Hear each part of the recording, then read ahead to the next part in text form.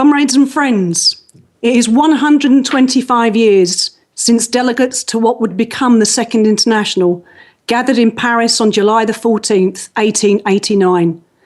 There, inspired by the example of the American workers, they inaugurated May 1st as the Day of International Workers' Solidarity.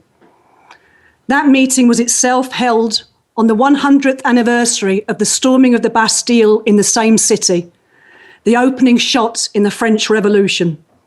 And it was entirely appropriate, since it made clear that the cause of liberty, fraternity, and equality could only be carried through by the working class in the fight for socialism.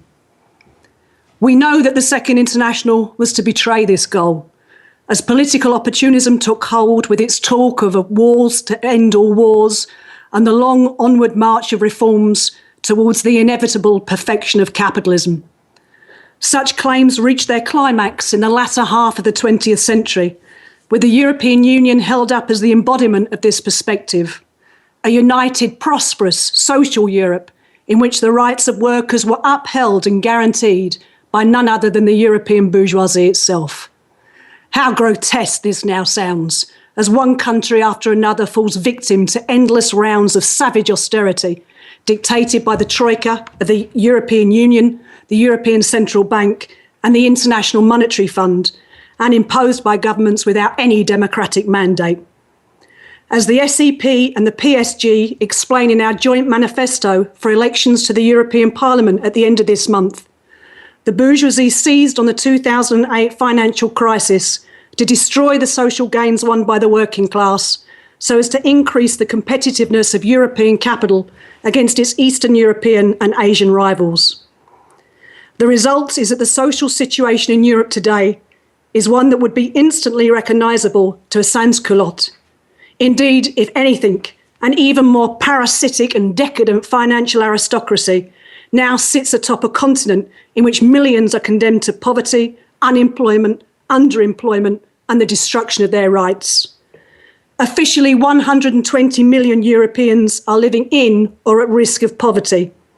26 million are unemployed in the European Union, discounting millions on zero-hour or junk contracts.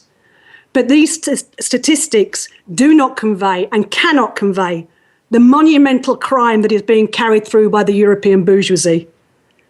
30-odd years ago, Margaret Thatcher declared there was no such thing as society.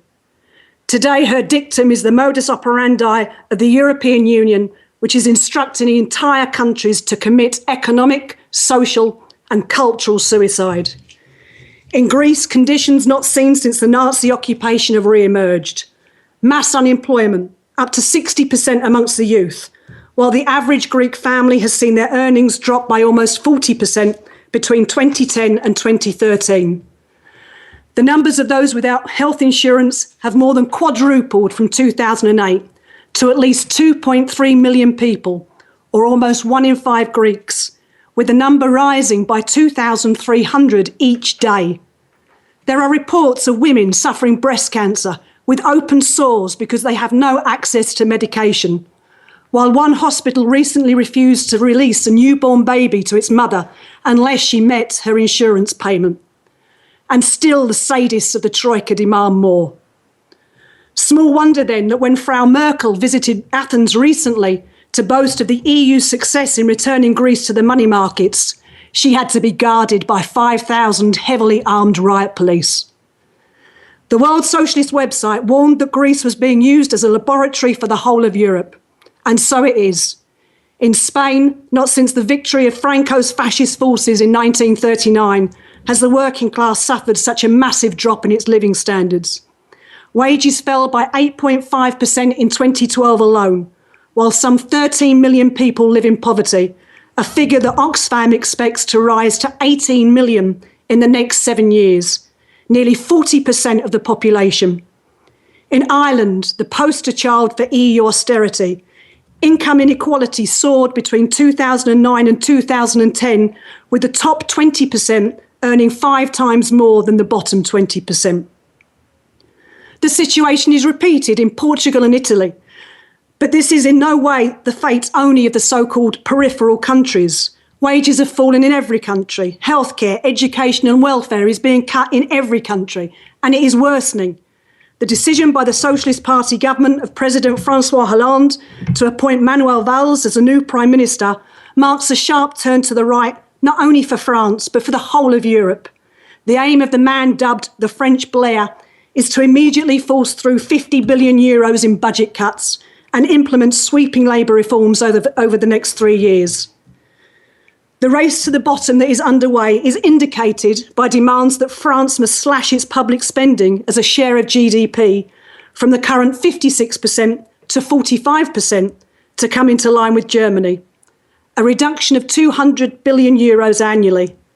Meanwhile, the goal of the British government is to reduce spending from 48% to 38%. To this end, the Conservative Liberal Democrat coalition in the UK is writing austerity into law to ensure future governments meet strict spending guidelines. Real wages in the UK have fallen by over £1,600 a year, one of the largest drops in Europe, so that for the first time ever, more working households are in poverty than non-working households. As a result of this and drastic benefit cuts, there has been an explosion in food banks, something unheard of a few years ago. Demand has tripled since 2012, so that almost 1 million people had to be given emergency food aid last year. And still there is no end, because the benchmark is not even the Eastern European countries incorporated 10 years ago into the EU, such as Hungary or Poland, where millions are forced into exile to find work. But Bulgaria, Romania, and now Ukraine, where the monthly minimum wage is just 91 euros.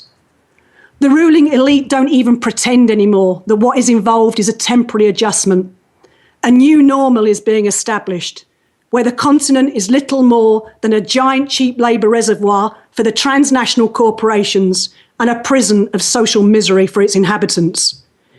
In every instance, all these attacks have been pioneered and pressed through by nominally Labour and Social Democratic parties.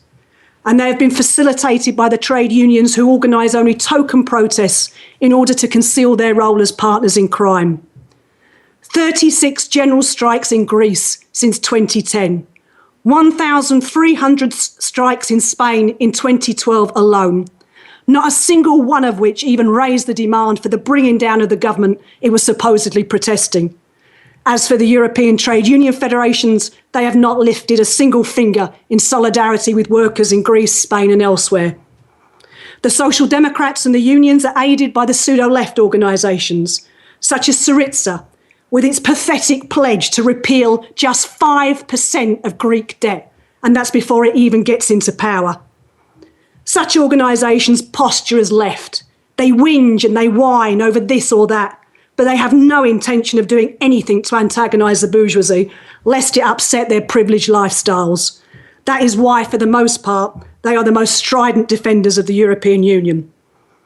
And it is this, as other speakers have said, that accounts for the dangerous situation in which the far right is expected to be the prime beneficiary of the European elections. But we insist that there is nothing inevitable in Europe repeating the misery and horrors of the 1930s. And this meeting is testament to that. What is required above all is that the realities of this new world situation determine the orientation of the international working class. As Trotsky explained in 1939, and I quote, "Historical development has come to one of those decisive stages where only the direct intervention of the masses is able to sweep away the reactionary obstructions and lay the foundations of a new regime. Abolition of private ownership and the means of production is the first prerequisite to planned economy. That is, the introduction of reason into the sphere of human relations, first on a national and eventually on a world scale. Once it begins, the socialist revolution will spread from country to country with immeasurably greater force than fascism spreads today. By the example and with the aid of the advanced nations, the backward countries will also be carried away into the mainstream of socialism. The thoroughly rotted custom toll gates will fall. The contradictions which rend Europe and the entire world asunder will find their natural and peaceful solution within the framework of a united socialist states in Europe, as well as in other parts of the world. Liberated humanity will draw itself up to its full height. This is our perspective. It is the basis on which we reclaim the revolutionary traditions of May Day, and it is the reason you should join and build this movement as the leadership of the international working class. Thank you.